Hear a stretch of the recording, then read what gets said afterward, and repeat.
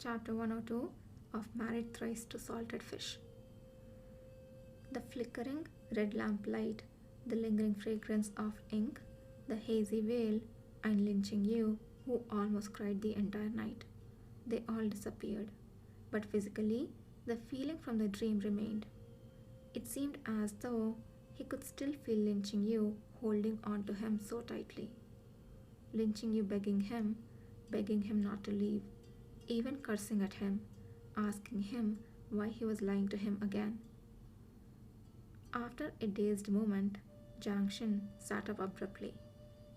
He looked down at his chest and with trembling hands, he placed them over it. His heart was beating fast and powerfully, again and again, unburdened by the soreness of poison or the pain of being pierced by 1,000 arrows. He wasn't dead. He was alive, and unlike the previous 2 times, being in this new body didn't feel strange at all. He had even an indescribable sense of belonging. It was as if he was back in his own body. However, the joy of having survived a disaster was short-lived. Jiang Sheng didn't have time to think about the reason why he was back from the dead again. He got out of the bed and, still barefooted, looked at anything around him. Please, this has to be the Dayu. It has to be the world with lynching you in it. I beg you. A terrifying thought flashed through his mind. What if it's not? If it's not, if he dies again, would he have a chance to go back? Beside the bed was a dozing eunuch. The room was surrounded with exquisite palace lanterns, covered in soft carpets and bounded by pillars engraved with the 9-clawed dragon pattern. Hanging nearby was a black and gold dragon robe. He knew this dragon robe. Only the emperor of the Dayu's dragon robe had black and gold like this. Jiang Shen's limbs seemed to go numb. Before this moment, he had never dared to imagine that one day he would have such a strong feeling of regaining what he'd lost. He had transmigrated into Xiao Jie. It didn't matter. He could transmigrate into anyone as long as he was still here. Jiang Sheng subconsciously raised his hand to cover his eyes. Tears spilled from between his fingers. He wanted to wipe away the tears, but the more he wiped, the more the tears overflowed. Through the blurriness, he began to have double vision, leading him to wonder if this new body could bear such strong emotions. It was impossible to bear. A normal person simply couldn't bear it. Fuck. Talk about tormenting a person. He really thought he was going to die. He thought he would never see lynching you again. He even slept with lynching you. Lynching you had been crying non-stop. Damn it. Now was not the time for his legs to go numb. He had to get back to lynching you, and he had to get back as quickly as possible. Lynching you was still waiting for him. In the dream, lynching you had been in Xinjiang Hall. The place he was currently in should be Xiao Jie's bedroom. The two places weren't that far apart. When Jiang Shen rushed out of his sleeping chamber, he was only wearing a close-fitted robe. The wind was bitingly cold, but he felt none of the cold as he stepped on the icy steps. A palace maid who was walking towards him, but he had no time to stop, nor did he want to stop. It was almost time for the emperor to wake up. Xia Zhao Momo was carrying a basin with hot water, preparing to help His Majesty wash up once he wakes up. Before she could even take a step into the bedchamber, she saw the emperor rush out from inside. The expression on his face was no longer the usual empty and numb expression. Rather, it was kind of impatient eagerness. Even normal people running for their lives wouldn't be able to match the anxiousness on his face. Xiaojia Momo was stunned.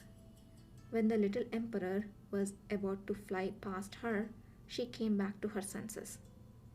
Your Majesty? Servants, come quickly. His Majesty! His Majesty seems to have gone crazy. As soon as she yelled out, all the maids on duty in Xinqing Hall, the eunuchs and the guards rushed over from every direction. Jiang Sheng was blocked by a few guards. He opened his mouth, wanting to dismiss them, but found that he couldn't utter a word. He tried again, but still couldn't make a sound. When did Shao Jie become mute? Your Majesty. Xiaojia Momo rushed over, still carrying the wash basin. Seeing Jiang Shen's feet red from the cold, she said anxiously, Why did you run out by yourself? She has taken care of the emperor for a long time. She knew that, although the emperor was a dullard, he was an obedient child. He was extremely slow in everything. It was unthinkable for him to move so fast now. From out the corner of his eye, he caught sight of his own reflection on the water. Jiang Shen's heart almost stopped beating again. This was not Shao Jie's face. It seemed to be his own face. The young man in the reflection had long, loose hair. The traces of tears had pooled at the corner of his eyes. Though not exactly the same as his original face, it was extremely similar. The slight difference was mostly due to the hairstyle and ancient fashions. The Dao's emperor was Shao Jie, but the body was obviously not Shao Jie's. Fear spread from his cold feet to his entire body. He had never seen any of these palace maids or eunuchs. The faces of the guards were also unfamiliar. Who was he? Could it be that he was still in the Dao but not in the same time period as Lin Qingyu? Amidst his desperation, he finally heard a familiar voice. What's the matter? What has happened to the emperor? Eunuch Song! Xiaojia Momo went to the doctor in a hurry. There is something wrong with the emperor. Eunuch Song, hurry up and find Master Lin. When Shao Songxi heard this, he became anxious. Looking for Master Lin is no use. Master Lin can't cure the emperor's soul-lost disease. We should call the national teacher. A eunuch said, the national teacher has been busy praying for the war in the northwest for the past couple of days. So he's staying in Yanfu Hall. I will call him right away. So he's transmigrated into Shaoli. At this time, no matter how well he's bearing, he couldn't help but swear. What the absolute fucking fuck? You're really toying with me?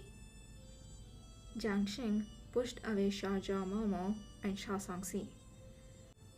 He pushed all the eunuchs and maids out of his way and heedlessly rushed out of the crowd. The imperial guards could certainly stop him, but he was the emperor now. Seeing how desperate he was, who would dare to go up and stop him? In case His Majesty's dragon body was injured, the Empress Dowager would make sure the heads would roll. They could only follow after him and protect him from every side. Your Majesty! Your Majesty! Someone yelled. Hurry up! Go to Xi'an Palace and report to the Empress Dowager. Jiang Sheng has lived 3 lifetimes, but he has never run so fast that after images of the surrounding scenery began to appear, so fast that a trace of blood began to sneak out the corner of his mouth. The doors of Xinqiang Hall was getting closer and closer. Babe, don't cry. You will ruin your eyes from crying. Your husband will be there soon. The eunuch on duty in Xinjiang Hall felt only a gust of wind as an unknown object flew past, followed by a large group of people from Xinqing Palace. Those who didn't know about this commotion would have thought that the Shishya had reached the capital and even broken into the palace. The furnishings in Shinchang Hall were exactly as in the dream. Even the scrolls spread out on the table were the same. But what about his wife? Where did his wife go? He wasn't in the main hall, not in the side hall either. He was nowhere to be found. Had Lin Chengyu really done something stupid? Impossible. His Babe wouldn't do anything with the word stupid. Shah Momo saw that he seemed to be looking for something and asked, "Your Majesty, what do you want?" Jiang Sheng had transmigrated twice, so he naturally knew the necessity of keeping in character. But right now, his heart was burning so badly that he had long put aside maintaining his character settings. Seeing that there were brushes and paper on the table, he ran forward without hesitation, picked up the brush, and was about to write when Shao Songxi had a flash of inspiration and cautiously probed, "Your Majesty, do you want to see Master Lin?" As they all knew, the newly enthroned emperor only ever has a special reaction to just one person. He will smile only at Master Lin. Jiang Shen nodded abruptly.